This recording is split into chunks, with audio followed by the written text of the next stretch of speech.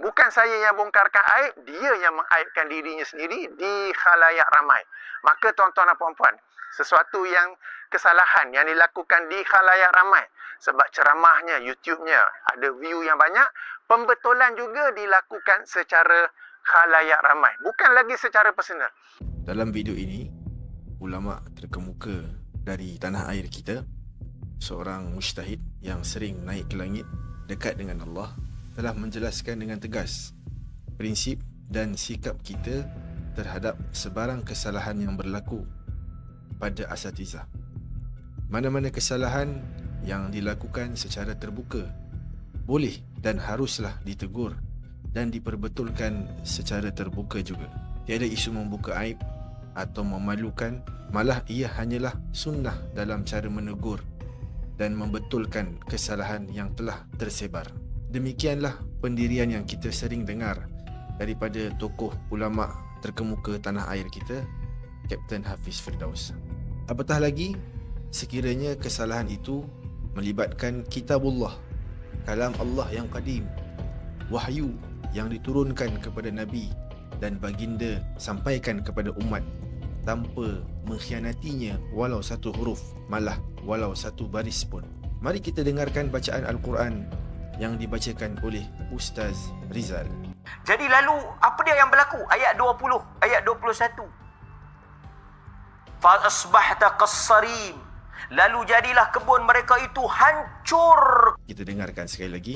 Fa asbahta qassarim. Fa asbahta qassarim. Sedangkan tiada walau satu pun qiraat yang mutawatirah daripada Nabi yang membaca ayat sedemikian. Para penonton boleh semak dalam website ini bacaan qiraat kepada ayat tersebut. Jadi qiraat apakah yang dibacakan oleh Ustaz Mat Rizal? Adakah ia qiraat baru dalam agama? Bukankah setiap yang baru itu bid'ah dan setiap yang bid'ah itu ke neraka?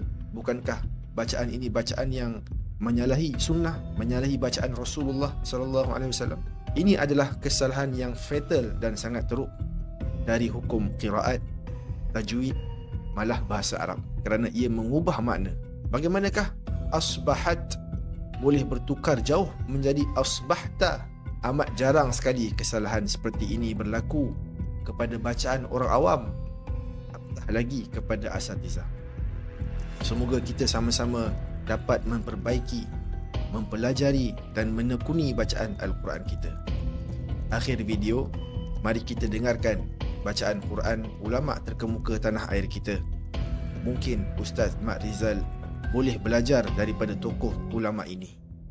Dan penonton silalah nilai, adakah bacaan tokoh ulama ini bacaan Quran seorang pencinta sunnah ataupun bacaan, bak kata beliau, pencinta bid'ah. Subhanahu wa ta'ala berfirman, wa in ahadum minal musyrikin istajaraka fa'ajirhu hatta